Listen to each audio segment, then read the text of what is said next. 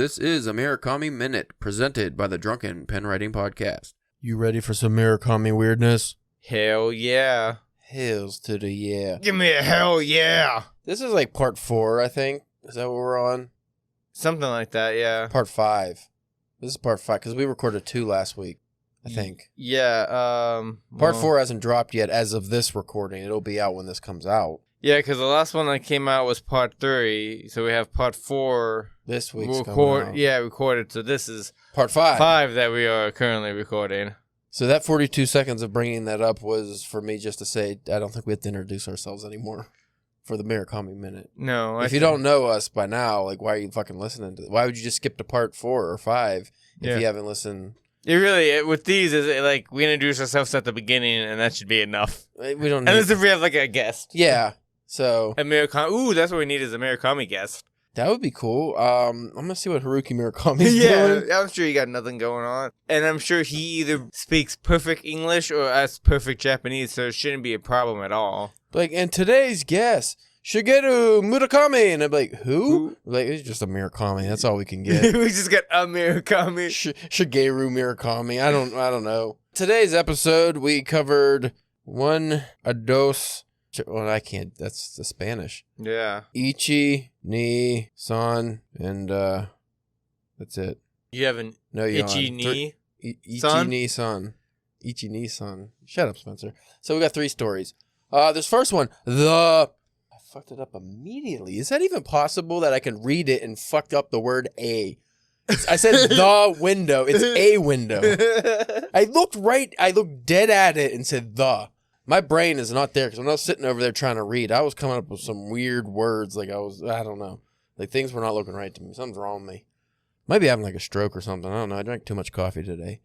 So this story had an interesting premise. I really like the premise, but it being like 4 or 5 pages. What did you say the title? Because a window. Oh, a window. Okay. A window. It's not much of a story. Again, like some of these, his shorter stories, like his 5-page stories, aren't really stories. This one pretty much follows that. Though, like I said, the premise is cool. A 22-year-old college student gets a job as a pen master for a little company called the Pen Society that hires people who read and critique letters from strangers.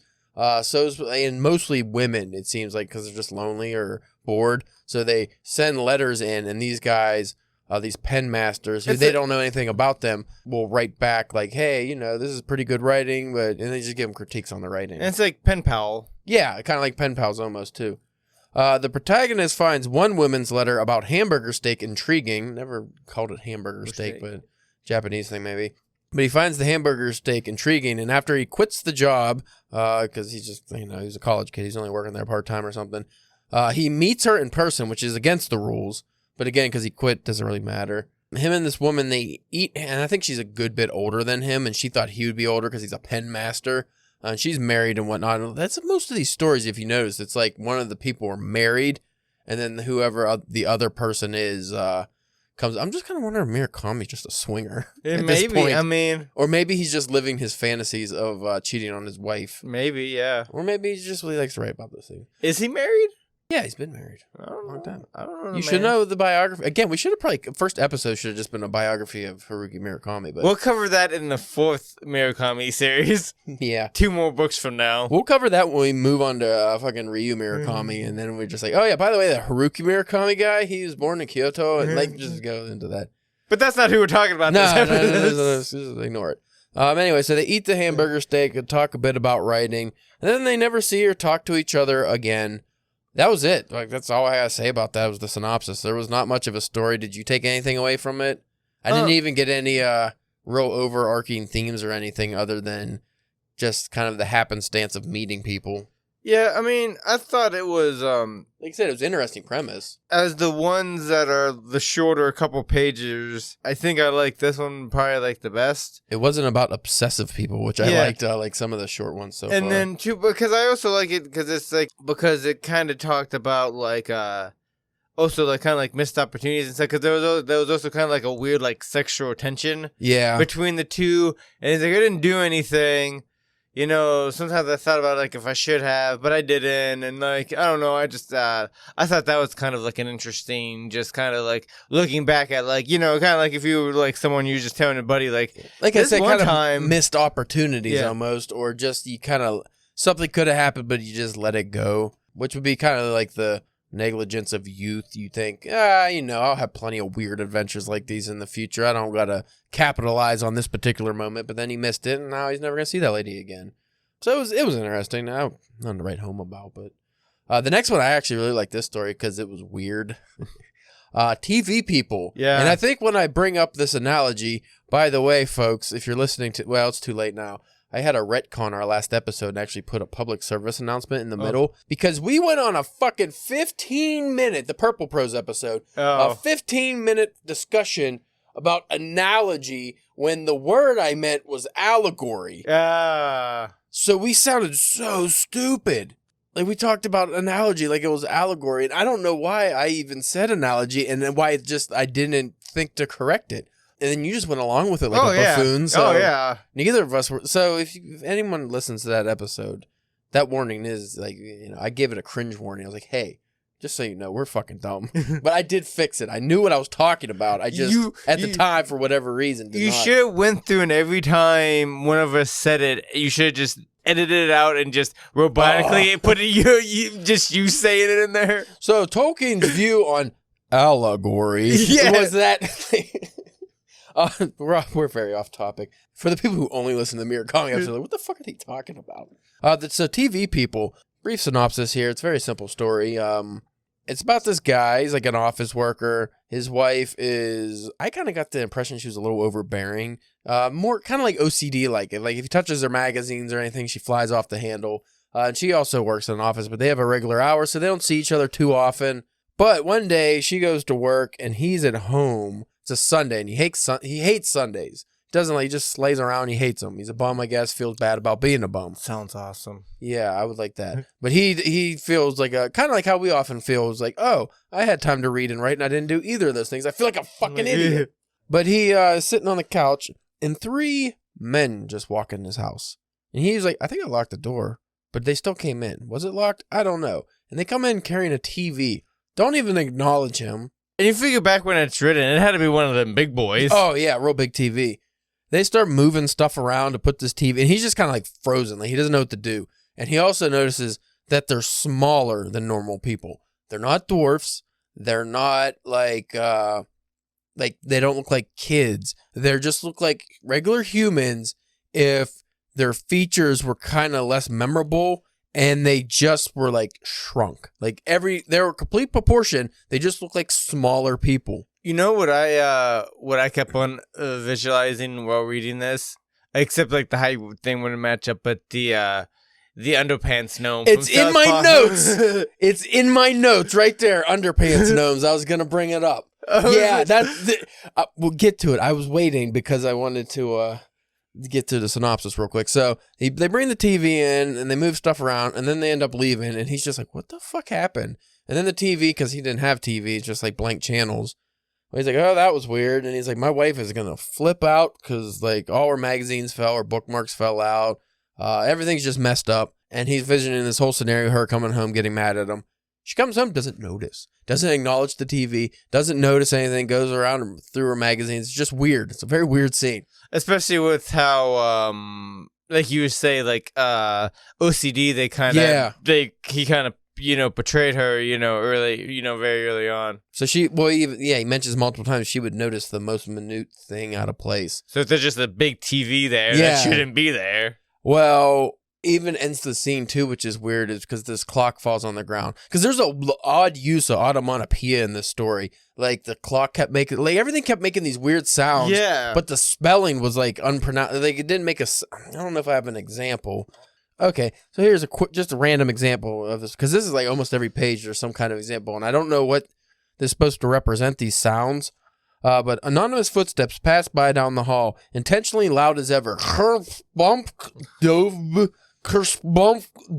Like these aren't letters that would make and from reading manga, I know Japanese have different sound effects for things, like how we like a dog bark is like woof or like roar, It's like over there, it's like something different. Like a lot of things are like skit, skit, skit, like SK sounds and stuff. But like these wouldn't make sounds anything. Like the clock makes weird sounds like that, like skirt. But anyway, this clock's on the ground, and he's sitting there lamenting because he knows he's gonna get up and he has to pee every night, and he's gonna hit his toe off it, and like the clock goes off really loud, and he knows it, and he looks at his wife, and he could tell she knows it's going off, but she just ignores it. So very weird. Fast forward, he goes to his office, and I love this scene so much. So he's working, and he has like just nonstop meetings this day. It's fucking terrible. And he's in the office, like, and they're all in a meeting, and he's just so fixated on these stupid, what you said, underpants gnomes, these TV people, that he can't concentrate on the meeting, and he ends up like making one comment just so he could like say he was involved, and then everyone like laughed or something, so he must have been witty. He didn't realize he was. He doesn't even remember what he said. Yeah, he doesn't even remember, but like one of the bosses that he doesn't like comes up to him and is like, "Oh, hey man, you know that was great what you said in there." He's like, "Yeah, get the fuck away from me." Like he just dislikes the guy for no reason at all.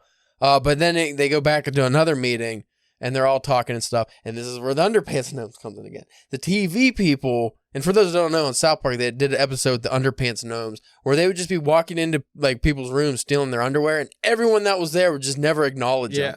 So the TV people just come in bringing a big ass TV to the meeting room, like the conference room, and they're just walking around trying to figure out a place to put it. And it's a Sony TV, and this company is like an electronics company. You know, that's a competing brand. They can't have that there. And they're like, oh, the guy's thinking, oh, everybody's gonna be like, can't have Sony in here. It's gonna be a problem. Nobody pays attention to the TV people. They just ignore them. 3 guys, they're just walking around with TV, and then they end up leaving. And he's like, I know they had to have seen him because they moved out of their way. Yeah. Like they had to know, but nobody acknowledged, nobody, paid any attention. So he follows one of his coworkers to the bathroom who he likes, goes to the urinal next to him, and they're like talking about how shitty the meetings are and stuff. And then he just happens to, mention he's just kind of sly about it. He's like, so about those TV guys, huh?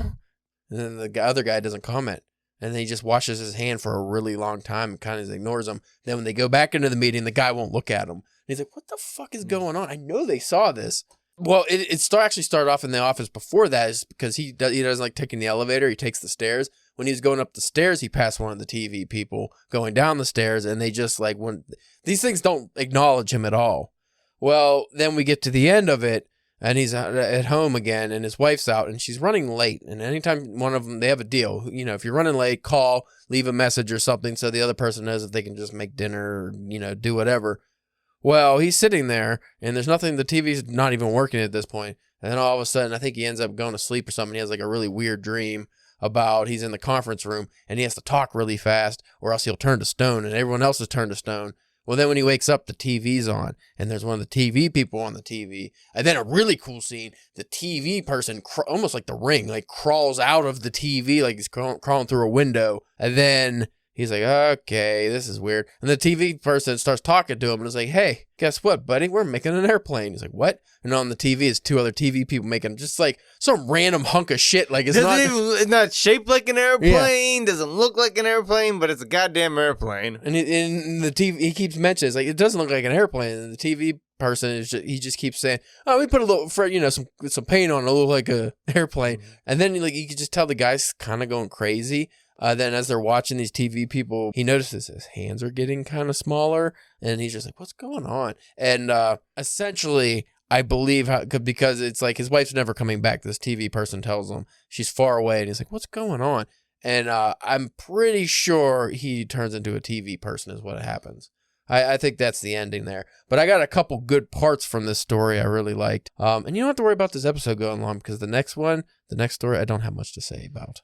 I didn't care for that fucking, the Chinese boat one. Didn't like that one. Okay, so page 197. I really like this metaphor here on page 197. Oh, this was like right when the fucking story starts too. Actually, that's all pretty good. I think this was a J. Rubin translation too. So tides of confusion wash through, premonitions tugging at memories, memories tugging at premonitions. A finely honed razor moon floats white in the sky. Roots of doubt burrow into the earth.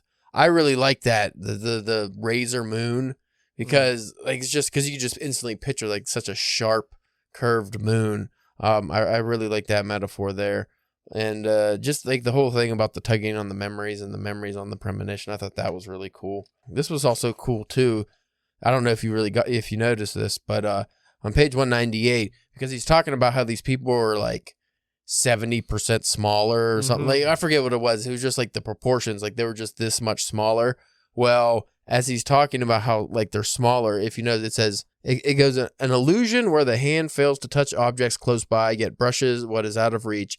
That's TV people. That's TV people. That's TV people. But each line of that's TV people, the font's smaller. Yeah. So it's like showing you how they're actually smaller, which was really cool. Because these are very weird beings, and you never do learn their purpose. No, you don't know what they're there for, why they messing around with But TVs. this can easily be a Murakami novel, like this weird premise that he has here. This almost makes me think, like, did the guys from South Park, did they ever just read Murakami? Yeah, and just like, well, you know, we could use that in TV. Underpants and Homes. And I'm going to finish this story off with this. I really like this, that stone dream he had. I thought that was really cool. So I'm just going to read the whole, see, when does that start? I'll just read the whole page. He rubs his left hand in the palm of his right, slowly acclimating himself to the world outside the television. On and on, reduced right hand fingers rubbing reduced left hand fingers. No hurry. He has that all the time in the world nonchalance, like a veteran TV show host. Then he looks me in the face. We're making an airplane, says the TV person. That's not what I was looking for. Streamlining surface. Maybe I put the wrong page down. I like how they say the airplane looks like an orange juicer. Maybe. Oh, I'm probably stupid. It's probably the previous page because I'm a fucking idiot. I am an idiot. It says it starts with I had a dream. I had a dream. I dream about a meeting. I'm standing up, delivering a statement I myself don't understand. I open my mouth and talk. If I don't, I'm a dead man. I have to keep talking. I have to keep coming out with endless blah, blah, blah. Everyone around me is dead and turned to stone. A room full of stone statues. A wind is blowing. The windows are all broken. Gusts of air are coming in. And the TV people are here. 3 of them. Like the first time, they're carrying a Sony Color TV, and on the screen are the TV people. I'm running out of words. Little by little, I can feel my fingertips growing stiffer, gradually turning to stone. I thought that was really cool because that's like a classic Murakami weird dream scenario, but a lot of times in his work, those turn out to not be dreams. It's just like somebody's just turning into some kind of weird, like that, in that case, a stone statue. But that was one of my favorite stories so far in this collection, just because of the weird nature of it. The next one, I did not care for this one so much. The, what is it? The Longboat to China? Yeah. It's about our protagonist reminisces about all the times he's met Chinese people in his life. Is that the synopsis here pretty much? That's kind of what it seems like. You keep on referring to him as a Chinese or the Chinese. Yeah, I mean, China and Japan have a very bad history, especially World War II, like what Japan did to Chinese people. But, Murakami being just outside of that World War II area, the boomer generation. He went through the whole transition of Japan going from like the evil empire to, what they are now. So I'm sure the views are like very skewed. I don't know how they feel about Chinese people now. When this was written, it seems not necessarily negative. It's just like you said, how we refer to him. But this is also an Alfred Birnbaum translation again. So I'm not sure how he handles it. But like this story, like starts off like the protagonist, he's like a kid playing baseball and gets a concussion.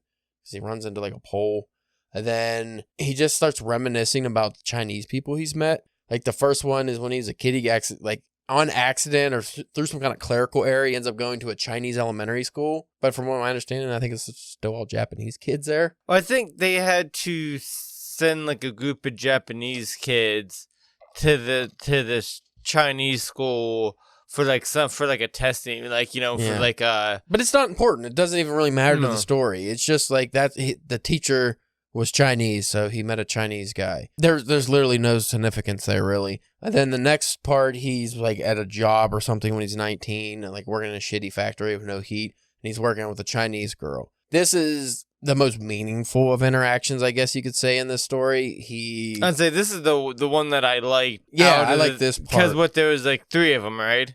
Yeah, so he's hanging out with this girl at work, and she's like very no nonsense, doesn't really talk that much and stuff. And it's a miserable working situation. Like they talk about like, oh, we could freeze to death, like it's so cold. But she always like set the pace. Yeah, she's always the person you had to like, you know, he was the only one that can keep up with her. And then he ends up asking her out like on kind of like a date again. He has a steady girlfriend, but they're kind of gonna like on the outs now or something. They're gonna break up, so it's another one of those deals. I don't know why Murakami's protagonists always have a significant other that they never see.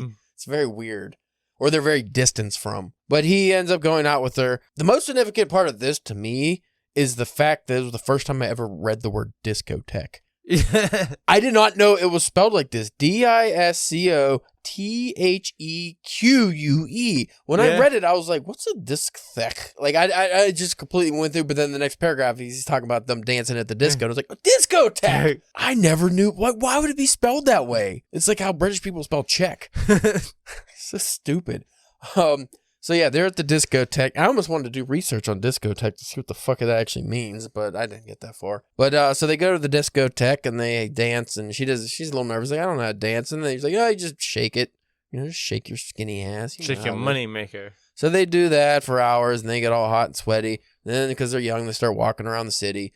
And she informs him that she has to be home by 11 p.m. because she lives with her brother, and he's very strict about that. The protagonist is like, okay, well, I would like to call you sometime if that's okay. And they're like, it's a really nice scene. It's like, oh, they're like really connected now. And she writes his number on a matchbook that he got from the disco. And then he puts her on the train, and she leaves. And immediately he's like, oh, fuck, I put her on the wrong train. She ends up like coming back like, I don't know, 45 minutes later because it circles around. Yeah. This part got a little weird. So she was like very upset, but didn't want to like her voice was very small, and it was clear that she was crying. What it was weird is like, oh, I made a mistake. I didn't mean to put you on that, but she felt like he was angry at her and put her on purpose. Yeah, to screw with her. I don't know why, but I mean, I could see like her coming to that conclusion. Like, yeah. I mean, other than the fact that he was very self-centered and whatnot, like. He doesn't mean to be. He just like starts thinking about stuff too much. So then he just kind of only thinks about himself. Like anybody else in any of his stories? Yeah, pretty much. So he puts her on the wrong train, but he immediately and he waited for her to come back. Yeah. So I don't know like why she was like so upset about it. But then like they kind of make up, and he's like, well, can I call you tomorrow at least? And she was like, yeah, you can do that. And then she leaves. And then he throws his matchbook away on accident. Yeah, was there any like he threw his second last blunder, and he can't call her. And then he just never sees her again. I really was thinking, man, could you imagine,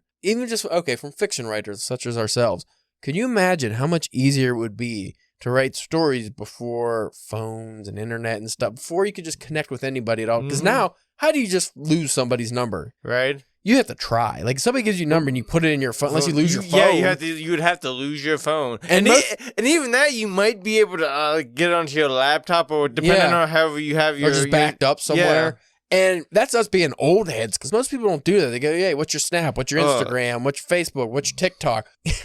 So every time I see one of those like videos on a reel or something, and it's like some young person asking another young person for their Snap, just a little bit of me dies on the inside. I was like, oh. I really feel like modern technology has really killed like serendipity. Like you don't just happen upon somebody. It's like, oh my God. Like in the one story we saw where the guy's making up the scenario of meeting the girl, and then they leave each other, and then 20 years later they run into each other again. Can't do that with Facebook. No, you know where everybody is at all times, unless you're just a hermit. I just think that was really interesting. It's like, man, that had to suck to just like have to write somebody's number down by hand, and then you can just lose it. Well, I mean, how many times have we talked about this, like just bullshitting to each other, like, oh, not even around the show, is that because we've been watching a little bit more Seinfeld, because it's been on that Comedy whole show. Central. Yeah, it's pointless without... If you had a cell phone, most of that show doesn't happen anymore. I was surprised. I was watching an older episode. It was like from like season 9, and Kramer mentions the internet. Oh. And I was like, what? The internet? Because it was like 99 by then. Yeah, that's true. I mean, it was on the cusp there. AOL. Yeah. Oh, well, you should probably finish the story off. So, again, this one isn't really a story. It's just a guy reminiscing. Even though it's a longer one, this guy ends up... He's at I think it's the last Chinese person he meets. He ends up at a cafe, and some guy barges in. The guy's like, oh, you probably don't remember me, do you? I remember you. And he doesn't remember the guy. Long story short, the guy is a encyclopedia salesman who only sells to Chinese people. And then it makes something click in the protagonist's head. Again, unnamed protagonist. He's like, oh, yeah, this was the Chinese kid. That was my high school. I never talked to him. It's like, okay. There's like this really drawn out scene where this guy's almost like pseudo philosophy, like his life philosophy. He's kind of bringing up, but it's like in this weird jilted way. I didn't really get anything from this, and then they end up just parting again, never to see them again. And then there's like a final scene where he surmises everything, I guess. I wasn't interested by this point because it was just him meeting Chinese people, and it didn't really have much of a meaning other than maybe like the fleetingness of memory. And like we've talked about in the first person singular, like, you know, how memories can hold certain things of nostalgia and stuff. Well, and I kind of got like at the beginning of the story, not maybe as keen on Chinese people, but by the end was just like, yeah, they're all, you know, they're not bad. You don't just buy a group or whatever. With the translation, and then us just not being Japanese, we probably just don't get the significance of Japanese-Chinese relations, and why would it be important to even write this story? But if you're... Yeah, because he might have caught some slack for this story back when it was originally written. Yeah, maybe. May not cut slack, but maybe, you know, would have, you know, got people talking. I feel like it would be more impactful if it was about Koreans. Because Japanese and Koreans really hate each other. So I could see that, like, there's like a lot of racism for Japanese to Korean people. Yeah, I never really studied too much into the history of why they hate. I remember watching something about it, but I was just like, I have enough with Americans hating each other. I can't get into reasons of other countries hating each other. I think and obviously you would have changed the title of the story, but, like, I think if he just would have focused on that middle one with when he was younger with the girl. That would have been a good story. And just expanded it maybe a little bit, you know, give it a couple extra pages, I think that would have been a better story. Yeah, because the elementary story was completely pointless, and then the cafe story had nothing to do with the other ones, really, and it was kind of pointless. But, like, the one in the middle, that was, like, something you could see happening. Like, you'd be like, okay, you know, almost like a boy meets girl type of deal, but it had, like, a twist on it. Boy meets girl, boy takes girl to discotheque. Discotheque. I want to go to the discotheque. All I can ever think about is Gabe from The Office. When he's talking about, I remember when Dwight's talking about biceps, and he's like, oh, I bet you just like all core. And he's like, yeah, what are you, a bicep guy? You think it's all about biceps when you go to the discotheque and he does like a little dance? So I guess that was a Murakami minute, huh? Next week, we might finish this out. Well, we might have 2 short episodes. Well, I think the last stories are all kind of long. Maybe. I might be wrong. I didn't really...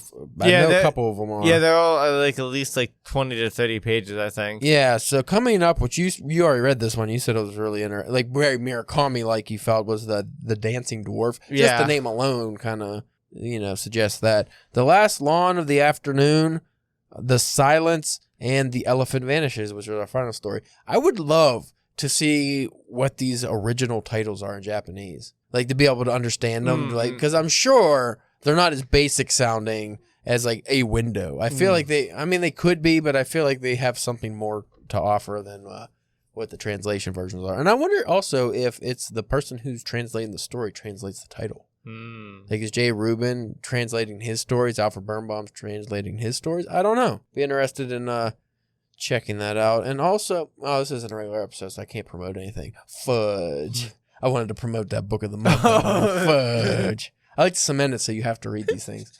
Anyway, thank you folks for listening. We'll check you out next week.